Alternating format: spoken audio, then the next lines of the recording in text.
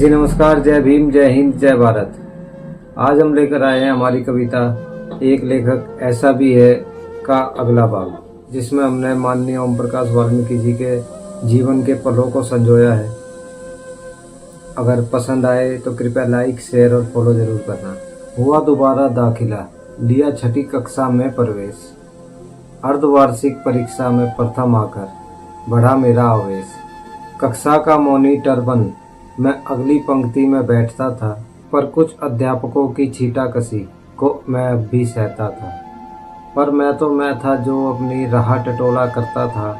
School के पुस्तकालय में धूल जमी पुस्तकों को देखा करता था। वहीं से पुस्तकों से हुआ मेरा परिचय था। पुस्तकों को पढ़कर जाना ज्ञान होता है, ऐसा भी आओ देखो एक लेखक ऐसा भी। डिबिया की मंद रोशनी में पढ़कर माँ को उपन्यास सुनाता था। महाभारत से लेकर प्रेमचंद की कहानियाँ तक गा जाता था। पढ़े किरदार रविंद्रनाथ टैगोर जैसे विद्वान के, शरद चंद्र के पात्रों ने रख दी मेरी अंतरात्मा छान के। बस्ती के लड़के दोस्त मेरे दिन भर आवारा घूमते थे, शादी ब्याह में दूसरों की जमकर ढोल पीटते थे। पर मैं था जिसने खुद को किया कैद था, किया पुस्तकों तक खुद को सीमित, क्योंकि ज्ञान ही हमारी बीमारी का वैद था। अब हाई स्कूल की परीक्षा उत्तीर्ण करने की प्रतीक्षा थी। अखबार में रोल नंबर के साथ नाम देखने की उत्सुकता थी। आया वो दिन भी जब नाम छपा अखबार में, बाटी मिठाई पिताजी ने तब पूरे गांव में। गांव वाले बच्चों को अपने अब बनाना चाहते थे मेरे जैसा ही। आओ देखो एक लेखक ऐसा भी। पिताजी ने दी भागवत गीता मुझे भेंट स्वरूप। भागवत पढ़कर पता चला गीता का अंतर रूप। अंदर ही अंदर गीता को लेकर उठने लगा वितर्क था। एक दिन कक्षा में भी मास्टर से मैं कर बैठा तर्क था, पर मास्टर जी ने यहाँ भी जताया मेरी जाति का फर्क था।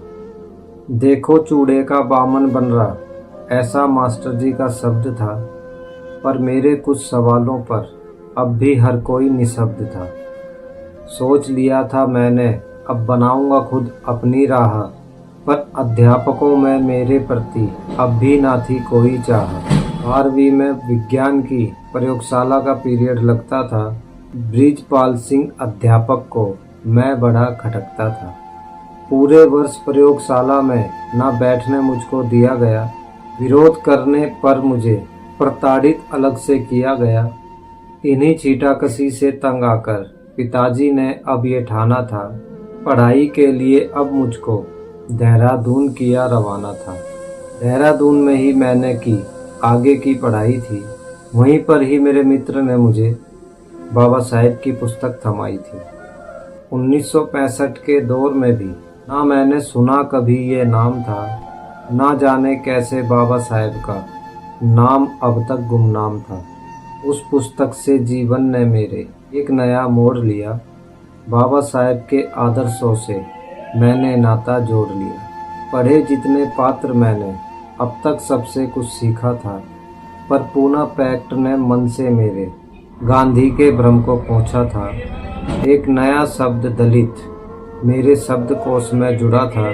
शिक्षा व्यवस्था उस समय बस कट्टरता का कूड़ा था।